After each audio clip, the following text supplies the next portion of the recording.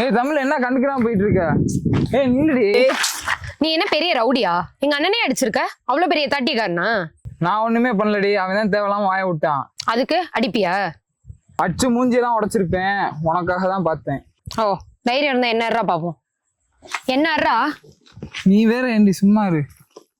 அந்த பயம் இருக்கட்டும். ஏடி கோச்சுக்கிட்டியா? சரியா பைக்ல என்ன